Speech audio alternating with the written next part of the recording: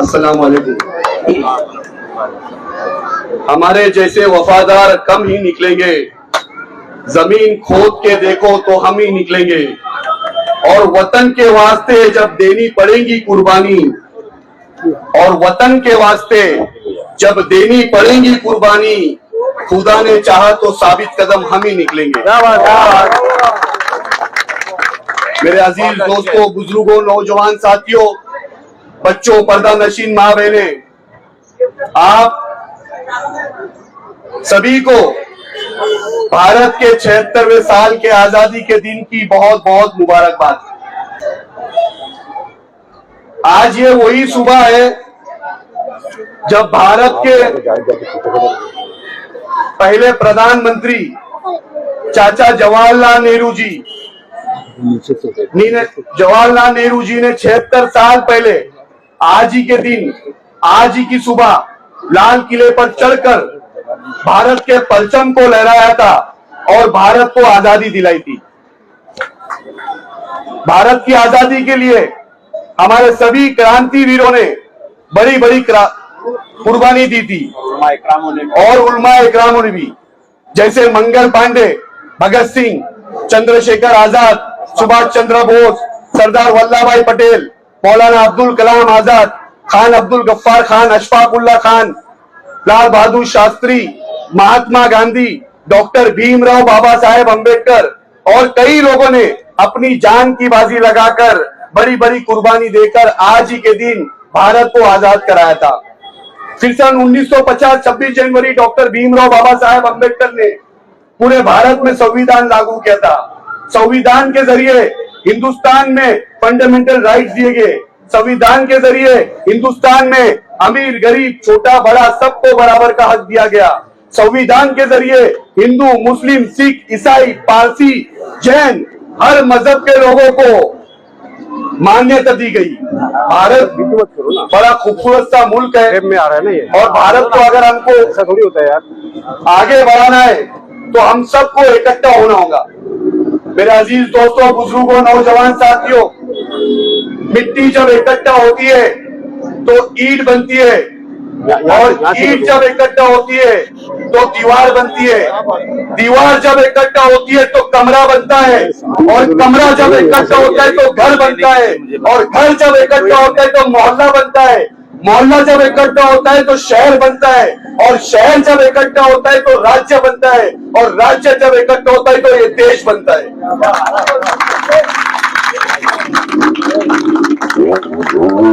जब ये बेजुबान इकट्ठा हो सकते हैं तो हम इंसान क्यों नहीं इकट्ठा हो सकते? हिंदू मुस्लिम क्यों नहीं इकट्ठा हो सकते? 140 करोड़ हिंदुस्तानी क्यों नहीं इकट्ठा हो सकते? मेरे अजीज दोस्तों, बुजुर्गों, भारत ने 76 साल में बहुत नाम कमाया है, बहुत प्रगति की ओर गया है, बहुत आगे बढ़ा है। आज पूरी दुनिया में भारत का डंका बजता है, मगर भारत को हमको और आगे बढ़ाना है। और भारत आगे कब बढ़ेगा?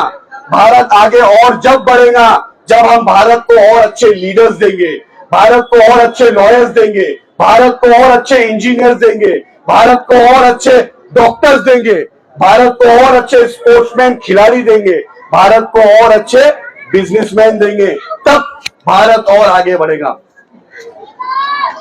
मेरे अजीज दोस्तों, बुजुर्गों, भारत के लिए हर किसी ने अपनी जान की बाजी लगाई है, और आप सबसे मैं ये कहना चाहता हूं कि कभी भी कुछ भी हो, भारत को आगे बढ़ाना है। और भारत के लिए ये नौजवान साथी और मासूम बच्चों, हम सबको आगे बढ़ना होगा, हम सबको मेहनत करना होगा, हम सबको भारत के लिए अपने पैर पर खड़ा होना होगा।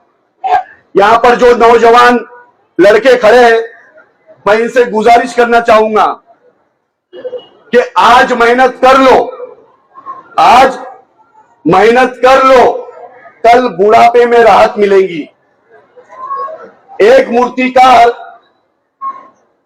मूर्तिकार को किसी ने मूर्ति बनाने का ऑर्डर दिया था। मेरी बात को बड़ी संजीदगी से ध्यान से सुनना और खामोशी इख्तियार करना, ये बात शायद आप लोगों के समझ में आएंगी। एक मूर्तिकार को किसी ने मूर्ति बनाने का ऑर्डर दिया था। वो मूर्तिकार जंगल गया और जंगल से 2 बड़े पत्थर ले आया और बोलने लगा कि मैं इस पत्थर से मूर्ति बनाऊंगा।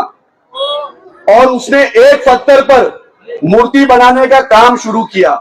चीनी हथौड़े का वार शुरू किया और जैसे चीनी हथौड़े का वार किया, पत्थर ने आवाज लगाई, स्टॉप, रुक जाओ, मुझे दर्द हो रहा है। वो मूर्तिकार ने उस पत्थर को वहीं छोड़ दिया। क्यों छोड़ दिया? क्योंकि उसको दर्द हो रहा था चीनी हथौड़े के वार से। फिर मूर्तिकार ने दूसरा पत्थर उठाया और दूसरे पत्थर पर चीनी हथौड़े का वार शुरू किया और वार करते करते मूर्तिकार ने पत्थर से खुद पूछा क्या दर्द हो रहा है? तो पत्थर ने बोला हाँ दर्द हो रहा है, बट यू कैरी ऑन, तुम अपना काम चालू रखो, काम रोकना नहीं। फिर मूर्तिकार ने उस पत्थर पर मूर्ति बनाता रहा और कई दिनों के बाद वो पत्थर मूर्ति में कन्वर्ट हो गया। उस मूर्तिकार ने उस पत्थर से शानदार मूर्ति बनाई और जो दूसरा पत्थर था जो चोट सह नहीं सका, वो वहीं का वहां पड़ा था। अब जिन्होंने मूर्ति बनाने का ऑर्डर दिए वो लोग आए मूर्ति लेने के लिए और हाथ में उठाए और उठा के ले जाने लगे। ले जाते वो दरवाजे के पास रुक गए और पीछे पलट के देखने लगे। तो मूर्तिकार ने बोला क्या बात है, कोई दिक्कत है, कोई तकलीफ है, कोई परेशानी है, तुम क्यों रुक गए? उनमें से एक ने बोला क्या ये जो पत्थर पड़ा है क्या इसको ले जा सकते? मूर्तिकार ने बोला हाँ जरूर ले जा सकते, ये पत्थर मेरे किसी काम का नहीं है, आप लोग बिल्कुल ले जा सकते, मगर मुझे ये बताओ आप लोग इस पत्थर का करोगे क्या? वो बोले कि जब मूर्ति को लोग प्रणाम करेंगे तो नारियल फोड़ने ये पत्थर काम आएगा। बोले ले जाओ। अब ले गए मूर्ति लग गई मंदिर में, मूर्ति लग गई मंदिर में और पत्थर लग गया सामने। मूर्ति की होती पूजा, पत्थर की होती ठुकाई। हर 15 मिनट में ठकाक, जय मां अम्बे ठकाक, जय मां दुर्गा ठकाक, जय मां देवी ठकाक, जय मां काली ठकाक। हटकर बोला इतना दर्द क्यों? रो पड़ा।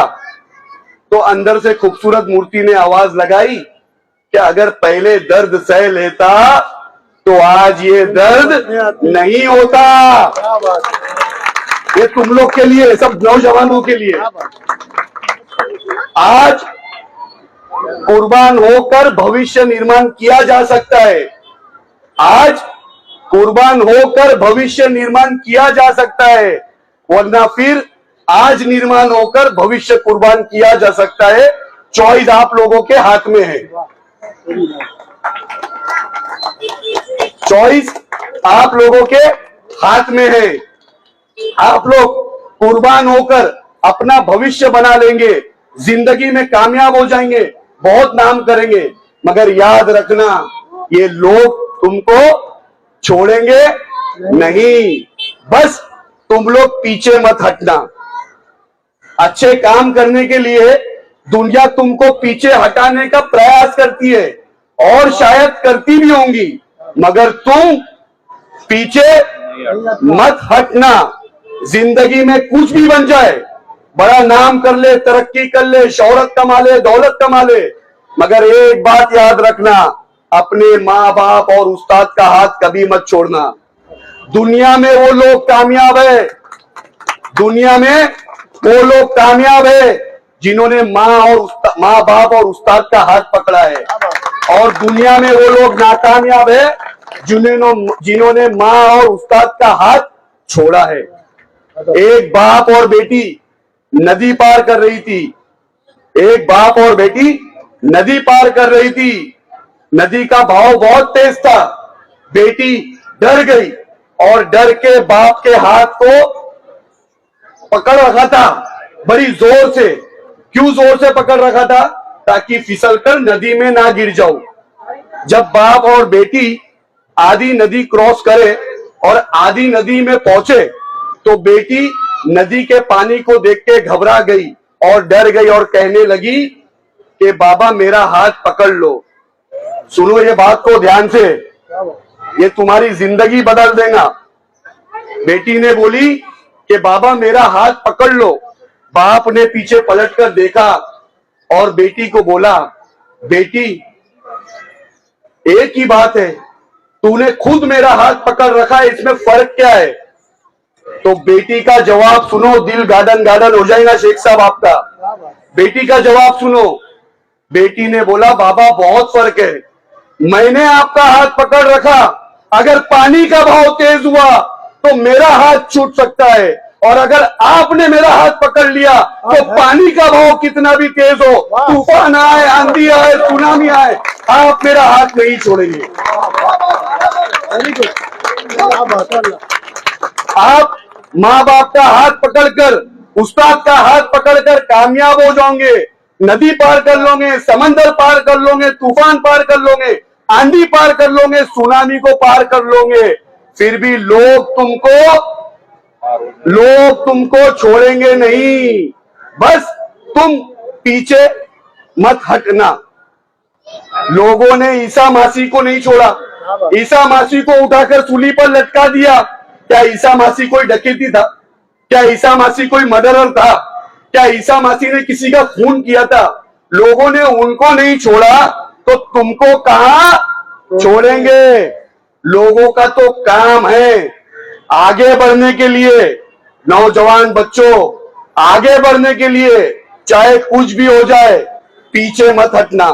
लोगों का काम है, लोग तुमको सताएंगे, रुलाएंगे, तकलीफ देंगे, ताना मारेंगे, तंग करेंगे, गाली देंगे, तुम्हारे पीठ पीछे तुम्हारी बुराई करेंगे, मगर तुम पीछे मत हटना।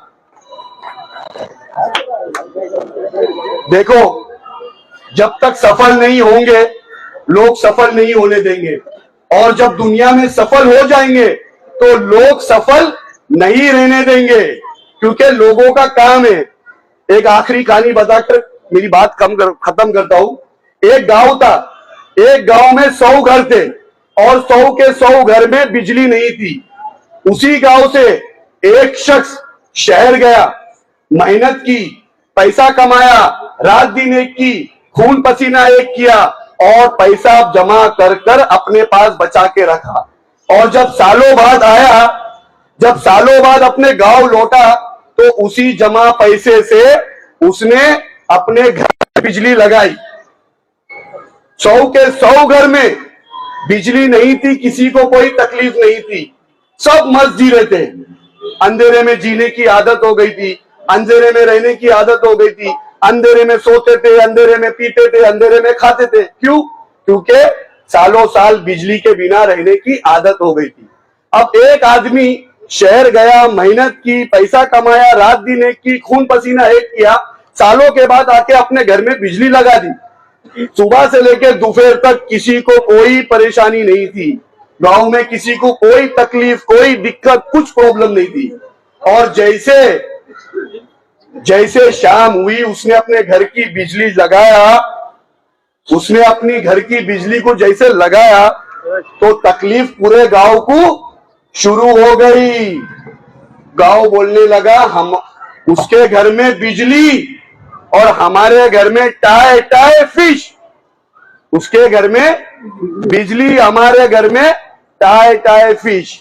अब गांव वालों के पास 2 रास्ते थे बराबरी करने के, या तो 99 घर के लोग भी शहर जाए, मेहनत करे, रात दिन एक करे, पैसे कमाए और गांव घर में आके बिजली लगाए, या फिर दूसरा काम था, जिस घर में बिजली लगी उसकी रात दिन बुराई शुरू करो।